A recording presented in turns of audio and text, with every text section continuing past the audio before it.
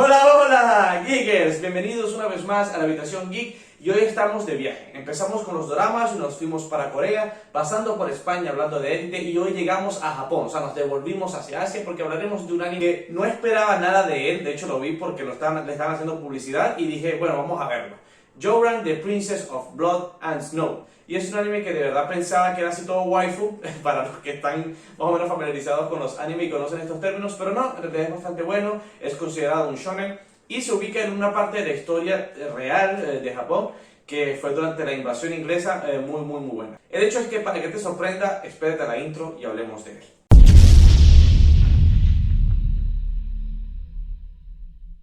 La trama es bastante sencilla. Como les dije, nos ubicamos en una trama de la historia, en un ramo de la historia de Japón, en donde fue invadida por Inglaterra y de hecho ellos se estaban asentando allí. Normalmente Japón repudió esta invasión, sin embargo lo que nos muestra esta faceta de la historia del anime es que ellos se quedaron allí y de hecho están colonizando de alguna u otra manera ese territorio. Entonces, ¿qué pasa? El gobierno de Japón tiene una especie de serie de asesinos guiados por un hombre los cuales son únicamente mujeres. O sea, está este hombre que rige estas asesinas mujeres que todas tienen unas habilidades todas extrañas, jaladas de los cabellos, pero que son tan pro que son invencibles. O sea, pudiesen tumbar el gobierno, ellas solas se tiran la gana. El hecho es que Sawa, nuestra protagonista, es de un clan bastante dedicado en donde únicamente es ella la sobreviviente existente. Y por ello se vuelve sumamente importante y además tiene una especie de sangre azul que la permite combinarse con cuervos blancos, o sea, cuando escuchando bien, cuervos blancos, y le da poderes trascendentales fuera de lo descomunal. Y además también es excelente con espada. Y bueno, ese rollo por lo que nos lleva a la historia, muy al estilo Dororo. Tenemos este Ronin que genera cariño, simpatía por otro personaje y bueno, que poco a poco va cambiando, va trascendiendo y sus intereses van modificándose. Básicamente lo mismo pasa aquí, conoce a una niña la cual rescata de uno de sus misiones y bueno, el personaje va creciendo, va cambiando de intereses y empieza a creer que tal vez matar no es tan bueno. La trama, como les dije, es básicamente lo que se sabe siempre de estos tipos de shonen, hablando de samurai o de ronin, como quieran llamarlos. Lo que sí me impresiona muchísimo es la calidad del dibujo que tiene porque es sumamente delicada y dedicada a cada personaje. O sea, difícilmente tú llegas a confundir uno de los personajes. Las caras están muy bien marcadas y los personajes están muy bien definidos, tanto en vestimenta, forma de ser, forma de expresarse, forma de llevar la historia y de cómo van aportando la historia paso tras paso. O sea, no hay personajes que tal vez digas, este sobra un poco, no. El arte es perfecto y la presentación de cada personaje y la trascendencia y la argumentabilidad de los mismos es sumamente importante, trascendental y necesaria para el desenvolvimiento de la historia. Sawa es un personaje que me gusta muchísimo, bueno, básicamente es el personaje principal, es la prota, y me impresiona mucho porque es el clásico personaje que es rudo, cero divertido, sin expresiones, así yo lo llamo el personaje tiburón porque siempre está sin expresiones, con los ojos atentos a todo, siempre pensando que algo va a pasar, ¿no? Y que poco a poco él va cambiando, en este caso es una ella va cambiando debido a un segundo personaje que, como les dije anteriormente, funciona como una especie de Dororo.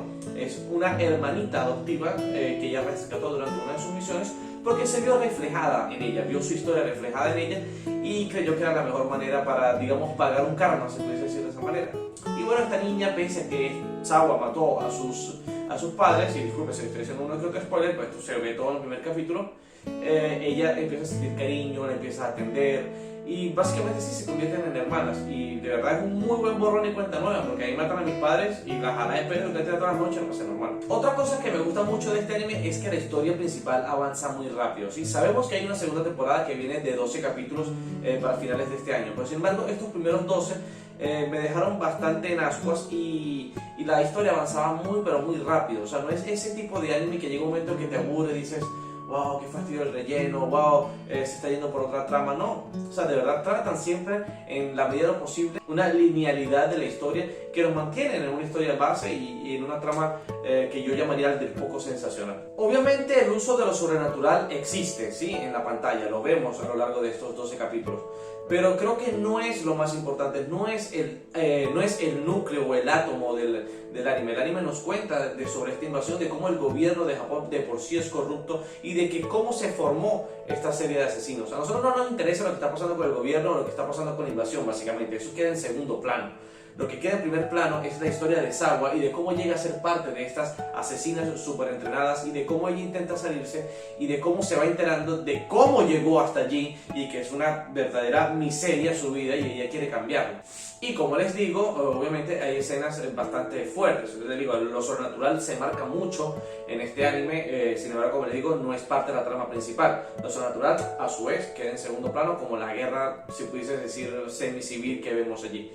Pero sí, lo creepy se encuentra. Hay escenas, hay capítulos en donde digo, wow, qué creepy todo esto, pero te lo explican muy muy bien y todo es en base a experimentos científicos, química básica. No vamos a hablar de Dr. Stone porque no es que nos van a dar clases de cómo hacer las cosas, pero digamos que sí tiene un sustento, sí tiene un fundamento, todo lo que ellos quieren explicar en este ramo de lo sobrenatural que nos muestran en este anime. Sí le quiero dedicar un punto particularmente importante a lo que es la invasión de Inglaterra, porque es que no ocurrió así.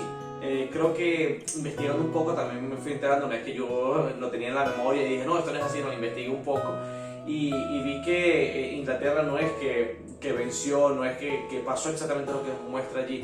Pasa que no quiero hacerles demasiado spoiler, pero digamos que es una línea temporal alterna a la realidad, que tal vez retome su curso en base a las acciones que toman este grupo de asesinas, o Sawa en particular, o su gerente, se pudiese decir, el que gestiona a estas asesinas.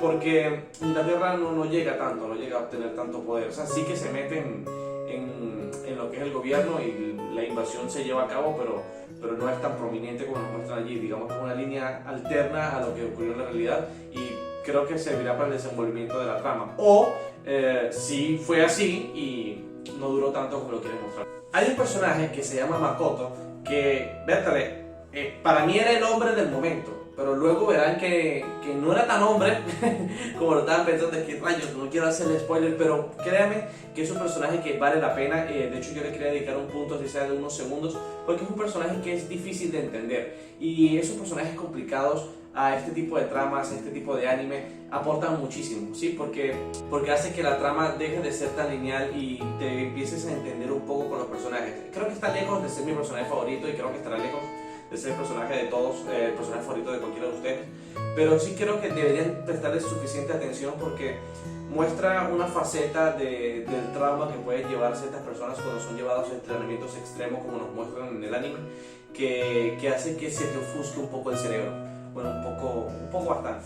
Y para finalizar quiero hablar de cómo tratan a los personajes, pero de manera individual, ¿sí? Todo el ambiente, toda la ambientación de la Japón que nos muestran ahí es sumamente buena. Estamos hablando de los años entre 1900 y 1930. Vamos a tirar entre 1920 y 1935, vamos a ponerlo allí. Donde todavía, como les digo, se manejaba la espada, pero también existían armas de fuego. Toda la ambientación es triste, toda la ambientación es muy gris, los colores son muy opacos y de por sí todo el anime te refleja un ambiente triste. De hecho, Sawa siempre está triste, bueno, es bastante inexpresivo, pero sientes esa tristeza y gracias a ese juego de colores, a esas paletas, a la ambientación en general que nos muestra, la fotografía que nos muestra en general, toda la ambientación, se trabaja muy bien esa parte y sí sientes la tristeza del personaje y de cada uno de ellos. También quiero aplaudir muchísimo la narrativa que nos muestra porque cada personaje tiene su propia narrativa, cada personaje va creciendo a su ritmo e influye poco a poco en la historia a su ritmo y a la importancia que le quiera dar la trama y la serie de anime en general.